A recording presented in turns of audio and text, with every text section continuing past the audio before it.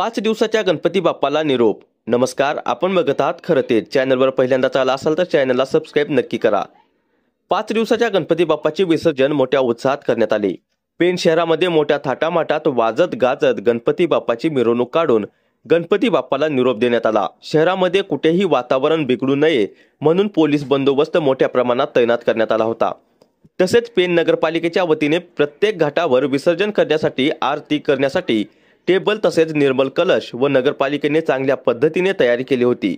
पाण्यामध्ये कुठेही दुर्घटना होऊ नये म्हणून मूर्ती विसर्जन करण्यासाठी 2 ते 3 माणसं तैनात करण्यात आली होती. प्रत्येक ठिकाणी जनतेला आवाहनही करण्यात येत होतं. बाप्पाचं विसर्जन करताना कुठेही अनुचित प्रकार घडू नये याची काळजी घ्यावी व शुभेच्छाही देण्यात आल्या. ही नम्र विनंती. धन्यवाद. गणपती बाप्पा मोरया, मंगल मूर्ती मोरया, पुढल्या वर्षी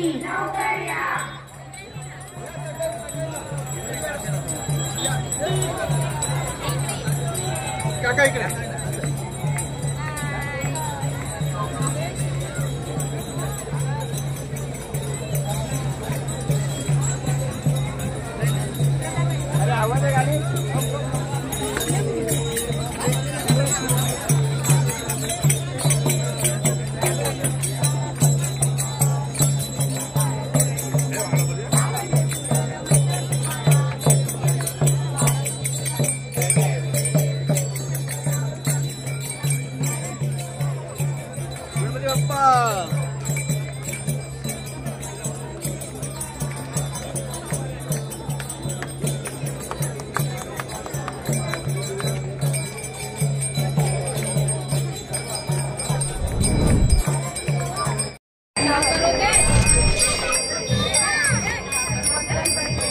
सर्व गणेश भक्तांचे पेण नगर परिषदेतर्फे हार्दिक स्वागत. सर्व गणेश भक्तांसाठी महत्त्वाच्या सूचना. आपल्यासोबत आणलेले निर्माल्य हे निर्माल्य कलशात टाकावे किंवा ही सदस्यांचा स्वाधीन करावे. लहान मुलांना पाण्यापासून दूर ठेवावे. नरकाची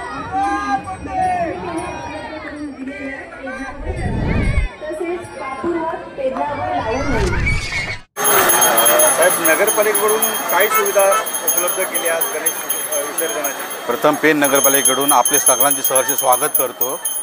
आणि पेण नगरपालिकेकडून सर्व घाटावरती स्विमर ठेवलेले आहेत. सर्व घाटावरती कलश ठेवलेले आहेत. त्याप्रमाणे आरती करण्यासाठी टेबलाची मांडणी केलेली आहे. आणि स्विमर काही अपघात घडू नये म्हणून स्विमरसुद्धा ठेवलेले आहेत पेण नगरपालिकेने.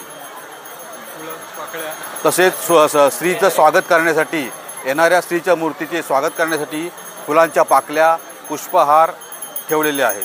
सार्वजनिक गणेश मंडळाचं आम्ही स्वागत करत असतो.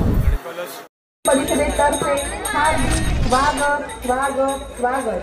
सर्व गणेश भक्तांसाठी महत्त्वाच्या सूचना. आपल्यासोबत आणलेले निर्माल्य कलशात टाकावे